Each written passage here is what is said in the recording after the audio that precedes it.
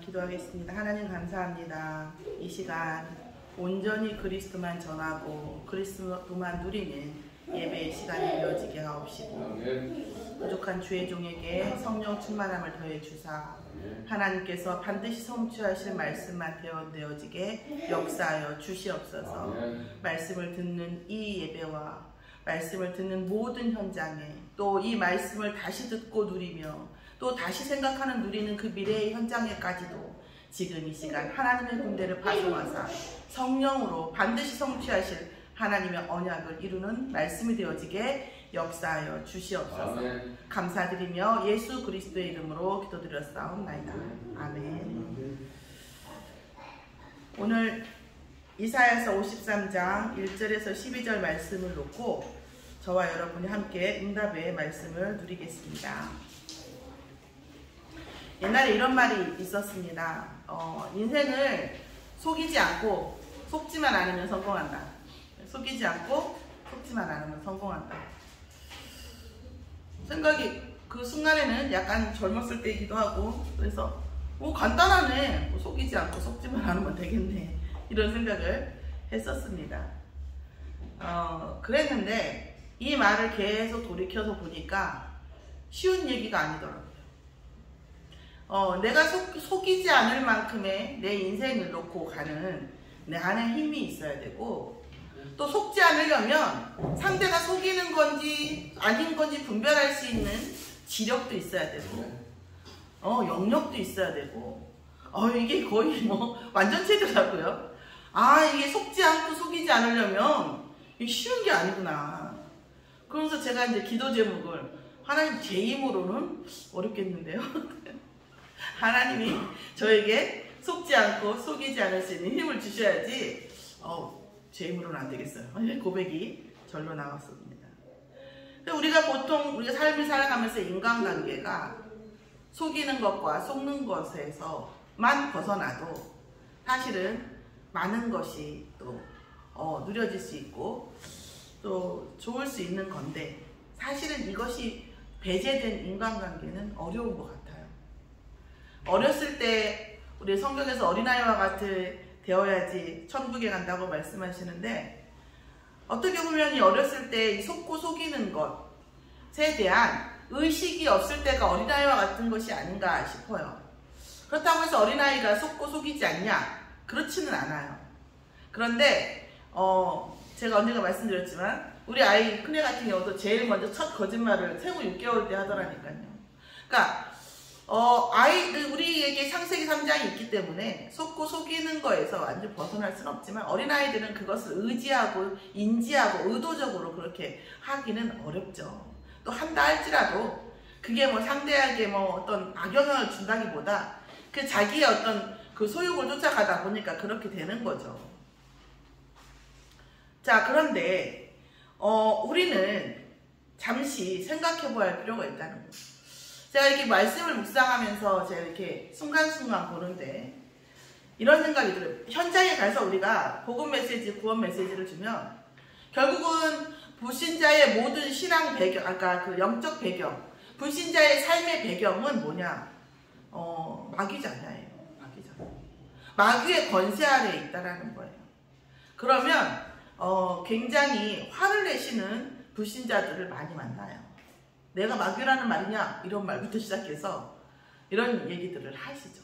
내가 얼마나 착하게 살아왔고 내가 우리 형제들한테 얼마나 잘했고 내 부모한테도 잘했고 자녀들한테도 잘했고 잘하실 수 있겠죠. 그런데 그분하고는 더 깊은 얘기를 하기 힘들죠. 그러면 잘못하려고 사는 사람은 어디 있습니까? 물론 우리가 속고 속이고 하지만 내가 속고 속여가지고 다 망하게 하겠어 이런 의도를 가지는 사람은 많지는 않아요. 사이코패스가 아닌 한은. 그런데 우리가 속고 속일 수밖에 없는 나는 그렇게 하고 싶지 않지. 나는 정말 자녀에게 최선을 다하고 싶었지만 내 영적 문제 물려줄 수밖에 없고 내 인격의 한계가 나올 수밖에 없는 그런 자기 자신의 그걸 모른다는 생각이 들더라고요. 모르든지 아니면 우리한테 나타내고 싶지 않든지 그랬겠죠. 그런데 우리가 오늘 예수님께서 십자가에 돌아가셨다고 합니다. 그리고 3일 만에 부활하셨다고 얘기해요. 왜 그래야 되냐는 거죠. 과연 그게 나와 인격적인, 그래 저 사람을 위해서는 그럴만해, 또 혹은 또 어떤 다른 사람을 위해서는, 혹은 세상을 아이고 저런 사람 그럴만해 한데 내가 그럴만한 영적 상태냐는 거. 내 현장과 나는 어떠냐고 한번 볼 필요가 있다는 거예요. 내가 나를 위해서 예수님이 굳이 하나님이신 그분이 이 땅에 오셔서 그 십자가를 지고 죄와 저주 속에서 죽어 가셔야만 했는가 정도로 나는 어떤가, 나는 그것이 나와 어떤 관계가 있냐는 거죠. 그럼 우리는 어떻게 보면 야 사람은 이래야 돼, 부모는 이래야 돼, 형제가는 이래야 돼, 어떤 관습들이 있어요. 그 관습들이 있죠. 저는 사실 사춘기는 반드시 있어야 된다고 생각합니다. 자 여러분 이제 가정화해서 볼게요. 사춘기가 없어요. 부모들이 자식들이 부모를 거역하는 때가 없어요. 인류가 발전했겠습니까? 엄마 아빠 정말 여러분의 마음과 생각 그대로 그때 생각해 보세요. 지금 말고 구원받고 복음 듣는 지금 말고 어린아이 키울 때 그때 우리 상태를 잘 돌이켜 보세요. 우리의 말을 그대로 듣고 우리 자녀들이 우리 말 그대로 했으면 다 맞는 겁니까? 과연? 아니라는 거예요. 사실은. 저도 아는 부분 많거든요. 손녀를 보니까 내가 자녀들한테 잘못한 게 많더라고요. 잘못 말하고 사랑한답시고 위한답시고 잘못한 게 많더라고요. 그러면 지금도 완벽하냐? 지금도 모르죠. 그러나 지금은 복음 안에서 기도하면서 하고 있는 거죠. 우리가 이 관습이라고 하는 거에서 그래야 돼, 저래야 돼, 이런 부분들에 대해서 많이 속고 있는 부분이 있다는 거예요. 또한 상식에 속고 있는 부분도 있습니다. 상식에 속고 있는 부분. 자, 이 말은 상식을 따라가지 말자. 아니 우리 비상식적으로 살자고 지금부터. 교회에 뭐 그런 얘기가 아니에요. 상식 안에서 상식에 우리가 어두운 면을 못 본다는 얘기지, 상식을 따라가지 말고 괜히 비상식적으로 살자는 얘기가 아니에요. 단언컨대 복음은 상식보다 수준이 훨씬 높은 겁니다. 상식 그 이상이 복음이에요. 내가 한 대를 때려서 쟤를 아프게 했어요. 물론 제가 명분이 있겠죠. 그러나 제가 만약에 상식이 없는 사람이면 아프던지 말던지 이랬을 겁니다.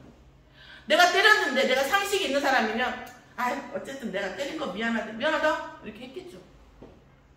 그런데 제가 복음이 있는 사람이면 내가 때림으로 인해서 그 사람이 느꼈을 공포, 고통, 그것까지도 오거든요.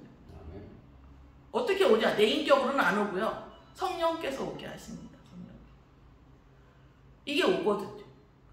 복음이라는 것은 절대 상식이나 상식 이하가 아닙니다. 그러나 우리가 복음에 진짜 깊이 들어간다고 하면 상식을 보되 상식이 어두운 면, 아닌 면도 볼 수 있어야 된다는 얘기입니다.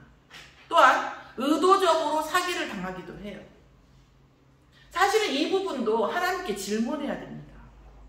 하나님, 저 사람이 저렇게 얘기하는데 제 말도 마찬가지예요. 아니 김윤희 목사 그렇게 얘기하는데 하나님 정말 그게 맞습니까? 의도적으로 문제가 있는 거 아닙니까? 뭐 질문할 필요가 있어요. 근데 가능하면 사람하고는 하지 마시고 하나님하고 해보세요. 사람하고도 해야 되겠으면 해야 되겠어요. 그러나 하나님께 목사님이 이렇게 얘기하는데 이게 진짜 맞습니까? 질문해보세요. 이런 예는 제 말만 듣는 게, 제 말을 듣는 게 제일 낫잖아요. 제 예를 듣는 게. 제 예 들으라고 하는 말이 아니죠. 해도 되는데. 모든 관계에서, 하나님, 내가 이 관계에서 저 사람의 말을 저렇게 따라가는 게 맞습니까? 혹은, 나는 저 사람의 말을 따라가고 싶지가 않은데, 안 따라가는 게 맞습니까? 하고 질문할 필요가 있어요. 자, 그러면, 우리가 사실은 그러니까 상대가 악의적으로 나를 속이는 거에 대해서는 속지 않게 되겠죠. 근데 하나님 계획으로 속아야 될 때도 있어요. 그러나 그것이 결코 내게 저주가 되지 못하죠. 하나님께 질문했을 때 가끔 그런 말 하잖아요. 오늘 지금 메시지나 저 의도적인 건 아닌데 은혜가 그렇게 왔나 봐요. 하나님 저 보문 목사님이 얘기하실 때는 이 얘기를 합니다. 예를 드실 때 우리가 목욕탕에 가서 귀중한 물건을 왔는데 잃어버렸어요. 그럼 너무 화가 나죠. 너무나 당황스럽죠. 그 주인한테 물어봐요. CCTV를 보자. CCTV 못 봐요. 영장 없으면 못 봐요. 그런데 주인이 책임지는 경우가 딱 하나 있습니다. 언제 책임집니까? 주인에게 맡겼을 때. 주인에게 맡겼을 때는요, 주인이 100% 책임져야 됩니다. 맡기지 않았기 때문에 그래요, 우리가. 맡기지 않았기 때문에. 맡긴 일은 설령 잃어버렸어도 그걸 책임진다니까요. 그쵸? 우리가 맡겼을 때에는 그거에 소구하더라도 하나님께서 책임지셔요. 근데 맡기지 않는다는 거예요. 자, 네 번째로는 제가 랩런트들한테 제일 많이 하는 말이에요. 내가 인생을 살아보니까 의심도 많이 하고 사람들과의 사이에서 문제가 생길까봐 걱정하고 막 이렇게 했는데, 여러분 잘 생각해보세요. 여러분 저만 그런가? 내 인생에 가장 직격탄을 날린 어떤 항상 문제의 핵심은 저 자신이었다는 거예요. 내 생각에 내가 속는다니까요. 내 생각에 내가 속는 거. 이게 가장 저의 인생의 직격탄이 됐다는 거예요. 내 생각. 여러분은 그런 적 없으니까? 저는 제가 정말 직격탄을 맞았던 그런 많은 일들의 사실은 핵심은 나에게 있어요. 내 생각. 그래서 제가 아이들한테 얘기해요. 네 생각에 너가 속지 않는 가장 그 중요한 것은 예수 믿는 거고, 두 번째로는 뭐냐? 공부하는 것이다. 그래서 뭐예요? 수학을 통해서, 수학은 여러분 수공부 숫자 학문하려고 하는 게 아니에요. 수학을 통해서 여러분 뇌신경과 뇌세포를 정리하는 게 마치 농사 짓기 전에 경지 정리하는 것과 마찬가지예요. 뭐라든 뇌로 해야 되잖아요. 그 뇌의 능력을 우수하게 만들어놓는 게 수학이지. 숫자가, 저도 옛날에는 뭐 내가 방정식 풀어서 콩나물 살 거야 그랬는데 그게 아니에요. 수학. 또한 뭐예요? 논리력을 갖춰야 된다. 세상 지식을 갖춰야 된다. 왜? 아닌 걸로 긴 것처럼 해갖고 뻥치니까. 근데 요즘은 뭐 네이버 형님 있으니까 그런 일은 좀 덜하지만, 어쨌든 우리가 속고 속이는 그 관계 속에서 예를 들어서 뭐 다라고 말할 수는 없지만 가장 큰 예로 관습, 상식, 혹은 악의적인 사기, 그리고 우리 자신의 스스로 속는 것, 이런 것들이 있다는 거예요. 가장 큰 속임은 뭐냐면 우리가 우리 자신을 혹은 우리의 배경, 우리의 어떤 상황, 이런 것들을 제대로 보지 못한다는 말씀을 드리고 싶은 거예요. 우리에게는 예수님이 하나님이신 그리스도가 직접 본체자 분체이신, 하나님의 본체이시자 분체이신 그리스도가 이 땅에 말씀이 육신이 돼서 오셔서 십자가에 돌아가셔서 죄와 저주와 그 죽음의 문제를 해결하고 부활하셔야 할 만큼 우리에는 죄와 저주에 똘똘 묵힌 게 우리의 인생이에요. 우리 자녀의 인생이에요. 우리 이은미 집사님 얼마 전에 손자 나셨는데 그 손자의 인생이에요. 아니 뭐 사랑하죠. 여러분 너무 사랑하죠. 저도 우리 유주를 보면 인간이 인간을 이렇게 사랑할 수 있나 싶을 정도로 사랑해요. 솔직히. 저 우리 랩런트들을 보면은요, 정말 어른들은 좀 덜하고 제가 좀 차별대우가 있습니다. 그거는 좀. 정말 그 랩런트들과 앞으로 살아가야, 그러니까 제가 이렇게 살아왔는데 살아가야 할 어린아이들을 보면요, 너무 안타깝고 사랑하죠. 너무 사랑하는데 그 사랑으로 여러분 아무것도 바꿔줄 수가 없다니까요. 부모가, 자식이 부모 하나만을 바라보고 부모가 전부인 것처럼 사는 게 관습적으로 상식적으로 너무 맞는 말이죠. 그런데 그게 그 아이의 인생을 해결해 줍니까? 단 한 가지라도? 돈이요? 줘보세요. 돈 줘보세요. 절대 해결 못합니다. 저가 부모님한테 받은 것 중에 그 안 좋은 거 95가지에 좋은 거 5가지 중에 하나는 뭐냐면 돈을 안 받은 거예요. 저는 대학 다닐 때 생활비 포함을 자취하는데 5만 원 받고 졸업한 다음에 한 번도 용돈을 받아본 적이 없거든요. 돈을 받지 않아요. 결혼할 때 마찬가지고 다 갚았고, 결혼하는 그런 것도 다 갚고, 대학 보내준 것도 갚고, 뭐 우리 동생들이야 다 자기 돈으로 다 자기가 벌어서 대학 장학금을 받지만, 근데 그게요 여러분 재벌 아들한테 못지않는 어마어마한 자산이에요. 여러분 1억이 있는데 그 1억이 어떻게 모아지는지를 경험하지 못한 그 1억은요 결코 돈이 되지 못해요. 독이 되지. 자녀 문제 부모가 해결해 줄 수 없어요. 저는 우리 어머니 가끔 저기 하지만 그냥 그 인생으로 존중하는 거죠. 존중하고 가까이 이렇게 잘 안 하려고 했습니다. 근데 왜냐하면 영향을 주시려고 하니까. 그런데 저는 저에게 필요했냐? 반드시 필요한 분이라고 봅니다. 그분이 그렇게 했기 때문에 제가 우리 형제들이 이만큼 할 수 있었던 거예요. 아이러니하게도.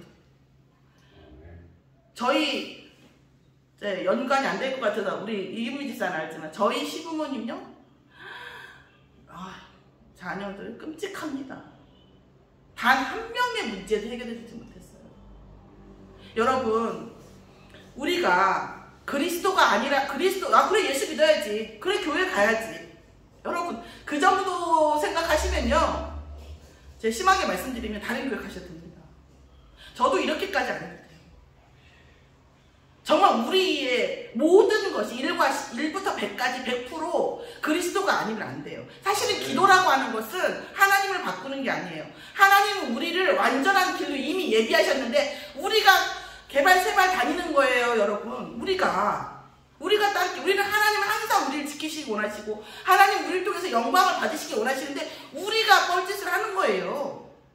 그런 우리를 모으고 하나님, 제가 어디로 가야 됩니까? 제가 하나님의 언약 속에 하나님의 응답 속에 가려면 이 물어보는 게 사실은 진짜 기도라고 생각합니다. 여러분 자녀들이 여러분에게 아빠 왜 이거 안 해주세요? 자녀 왜 돈 안 해주세요? 왜 이거 나 안 도와주세요? 이래야 됩니까? 아버지, 제가 이렇게 하려고 했는데 제가 어떻게 해야 됩니까? 라고 묻는 게 진실한 질문입니까? 어떤 자녀가 얘기할 때 아버지 보시기엔 제가 어떻게 해야 되겠습니까? 라고 묻는 게 정말 진실한 부모에 대한 대화 아닙니까? 아버지는 그게 문제야. 엄마는 그게 문제고. 그 안에 애정이 없으니까. 애정이 있어요. 엄마니까 그렇게 얘기하고 아버지니까 그렇게 얘기하죠. 그러나 정말 자녀가 자녀다운 것은 엄마 내가 이렇게 하려고 생각하고 있는데 내가 어떻게 했으면 좋겠어요? 질문하는 것이 사실은 정말 우리 기도도 마찬가지라는 거죠. 사실은 하나님의 뜻을 바꾸는 기도도 있지만 대부분의 우리의 기도는 뭐냐? 우리의 뜻을 바꾸는 거죠. 뭐에? 하나님의 뜻에. 그러나 우리 힘으로 안 돼요. 왜? 사단이 꽉 잡고 있거든. 우리도 우리의 의도대로 살고 있지 못해요. 그 흑암이 뭐예요? 예수 그리스도의 이름 앞에서만 무너지는 줄 믿습니다. 우리가 하기 싫어서 안 하는 게 아니라 사단이 우리를 붙잡고 있어요. 그래서 그 사단을 꺾고 하나님의 언약과 응답 속으로 나아가는 것, 그런 나를 모으는 것, 그런 나를 하나님께 집중하는 것, 그게 기도입니다. 그게 우리 힘으로는 안 되니 안 되게 하는 그 권세를 꺾은 것이 예수 그리스도이십니다. 그리스도에 대해서 오늘 이사야서 53장에 예언되어 있습니다. 예언되어 이 예언은 역사학자들이 얘기할 때 예수님이 오시기 전에 600년에서 한 700년 전에 쓰여졌다고 얘기해요. 그러니까 성경을 사학적인 관점에서 보면 역사학적으로 사실이다. 이 성경이 이 책이 사실이다라고 하는 기준이 한 10이 있다면 이 기준을 성경은 400% 정도 만족하는 겁니다. 전혀 다른 저자들이 전혀 다른 시대에 전혀 다른 상황에서 쓰여져 있는데 거의 완전히 일치되는 이 부분에 대한 것에 예를 들어준 대표적인 예가 이 또 이사야서 53장입니다. 이미 700년 전에 예수님이 어떻게 오시고 어떻게 고난당하시고 어떻게 이 그리스도의 일을 완성하실지가 예언되어져 있는 내용입니다. 이 예언들 재밌지 않아요? 예수님 오시기 전 700년 전에 예언된 이 말씀을 예수님 오신 후 2000년, 2020년 된 우리가 다시 예수님이 오시기 전 7700년 전에 이 말씀을 보면서 오신 그리스도를 다시 누리는 거예요. 아멘. 이사야도 누리지 못한 복을 우리가 누리고 있다니까요. 아멘. 여러분, 그죠? 이사야는 보지도 못했어요. 그냥 쓰기만 했는데 우리는 오신 예수님을 우리 안에 그리스도 성령으로 모시고 다시 이사야의 그 주전 700년 전의 말씀을 같이 다시 봅니다. 우리가 전하는 것을 누가 믿었느냐? 여호와의 팔이 누구에게 나타났느냐? 그러면서 예수님에 대한 말씀을 나눕니다. 육신적인 기준으로는 보잘것이 없어요. 뭐예요? 영원한 순 강하지도 못해. 저는 어느 순간 복음 깨닫고 들꽃을 보는데 이런 생각이 들더라고요. 내가 밝은 대낮에 쟤를 보지만 특히 특히 어디든지 마찬가지. 얘는 뭐예요?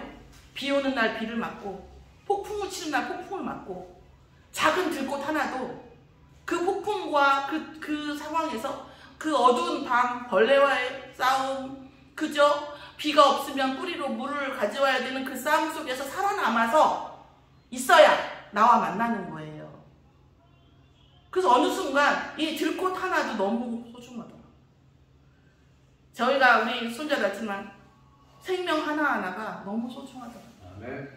자, 오늘 뭐예요? 그런데 예수님은 연한 순 같아서 강함이 없었다는 거죠. 마른 땅에서 나오는 뿌리 같고 고운 모양도 없고 풍채도 없고 우리가 보기에 흠모할 만한 아름다운 것이 없도다. 그러니까 우리가 눈으로 봐서 흠모할 만한 것은 없었다는 얘기예요. 복음도 그럴 수 있어요. 다행이죠. 어떻게 보면 그러니까 우리 순서까지 왔지. 보기에 대단하고 그죠?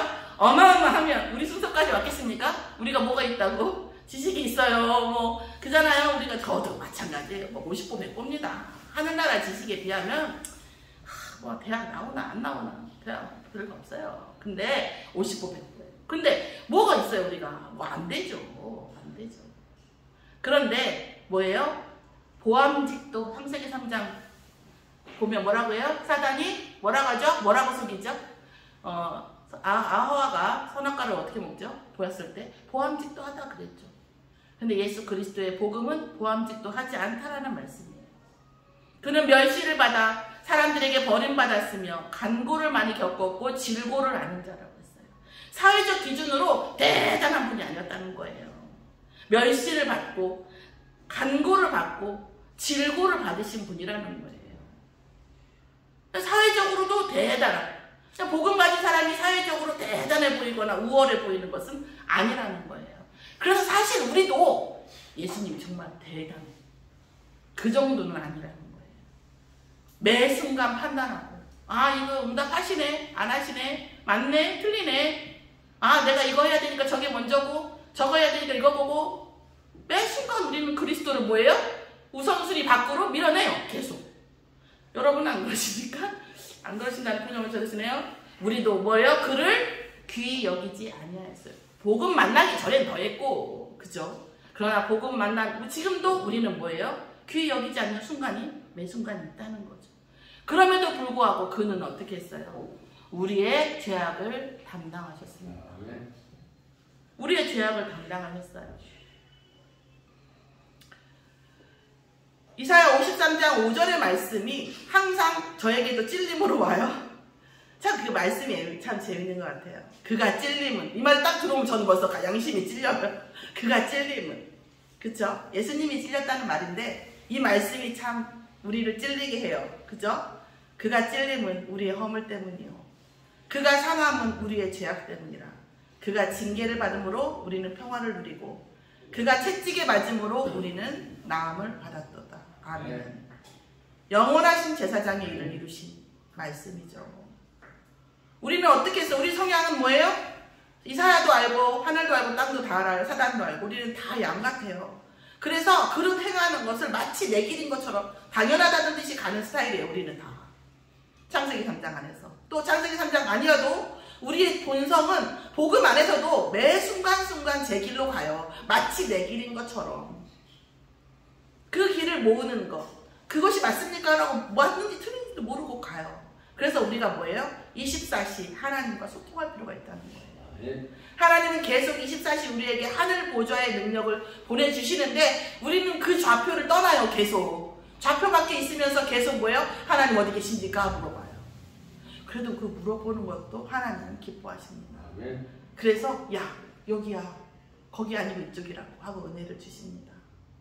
그리고 뭐예요? 우리가 선택해서 창세기 3장에 빠졌는데 하나님은 하나님 본체를 보내서 오셔서, 본체이시면서 분체이신 이분이 오셔서 여자의 후손으로 마귀의 권세, 사단의 권세를 머리를 깬다는 건 뭐예요? 권세를 깬다는 거잖아요. 그 권세가 뭡니까? 인간을 죄와 저주 속으로 몰고 갈 수 있는 권세. 그 권세를 누가 줬어요? 창세기 3장의 선택. 또 우리의 인생을 유리할 권세를 우리가 누가 줍니까? 매 순간순간 우리는 사단에게 그 권세를 내어줍니다. 그리스도를 못 누리고 정말 복음이 전부이구나, 복음이 맞구나, 내 신경세포, 내 생각 하나하나를 복음으로 다시 리셋하는 거. 그걸 멈추면 우리는 그 순간 또 뭐예요?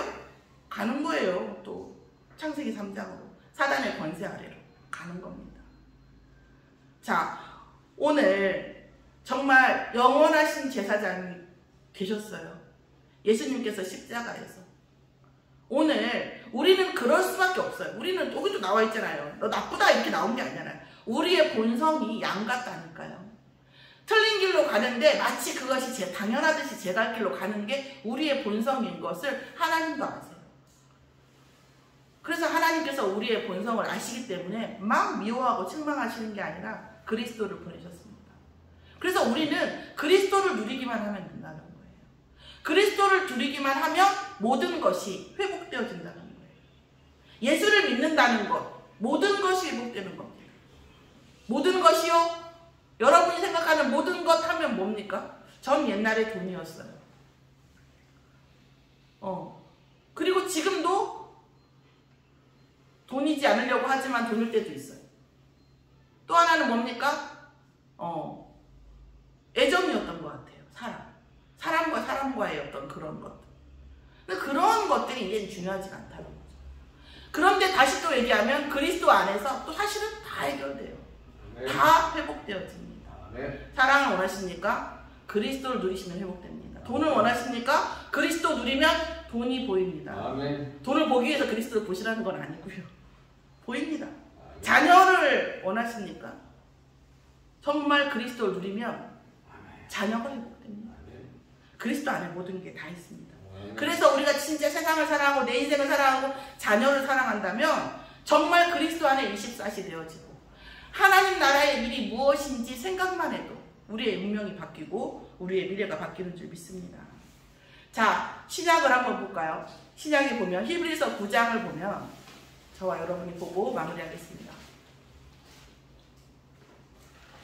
히브리서 9장 22절에서부터 28절을 자, 히브리서는 예수님께서 오고 가신 후죠. 성취하신 말씀입니다. 이 말씀이 어떻게 오늘 말씀과 연결이 되어 있는지 보겠습니다. 저와 여러분이 천천히 같이 읽겠습니다. 율법을 따라 거의 모든 물건이 피로써 정결하게 되나니 피 흘림이 없은즉 사함이 없느니라. 그러므로 하늘 아래에 있는 것들의 모형은 이런 것들로서 정결하게 할 필요가 있었으나 하늘에 있는 그것들은 이런 것들보다 더 좋은 제물로 할지니라.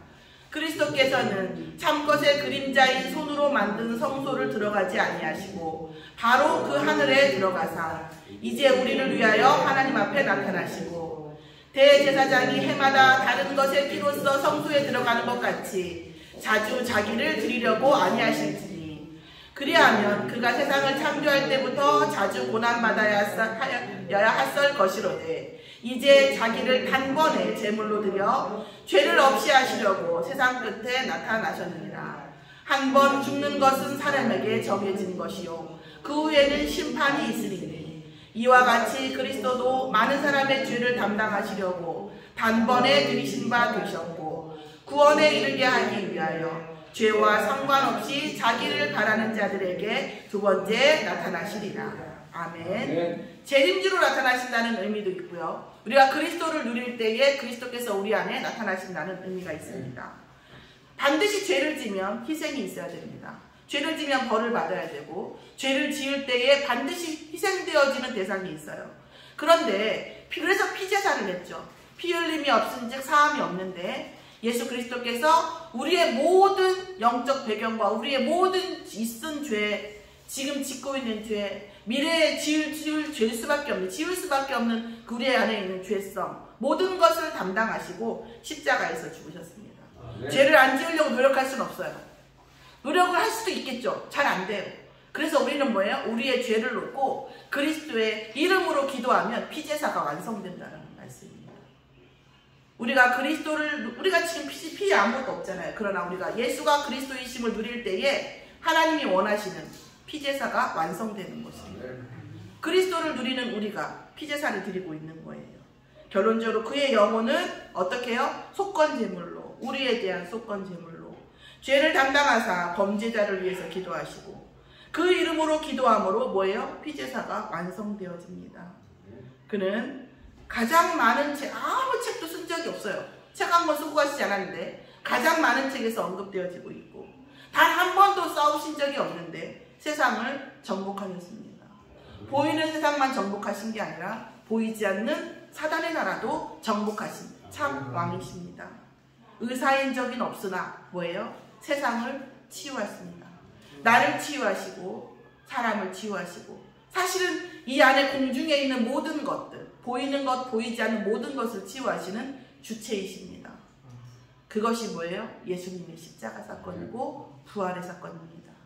오늘 영원한 제사장이신 우리 그리스도, 예수 그리스도를 누림으로 한 주간 정말 우리 안에 있는, 우리 밖에 있는 시공간, 시간과 공간을 초월한 모든 사단의 흔적이 있는 모든 곳에 우리의 그 양같은 우리의 모든 체질 속에 그리스도의 십자가의 보혈이 임하는 피제사가 완성되는 한 주간이 되어지고 이에 대한 하나님의 말씀과 사단의 권세가 꺾이는 것을 보는 응답의 한 주간이 되어지기를 예수의 이름으로 축원합니다.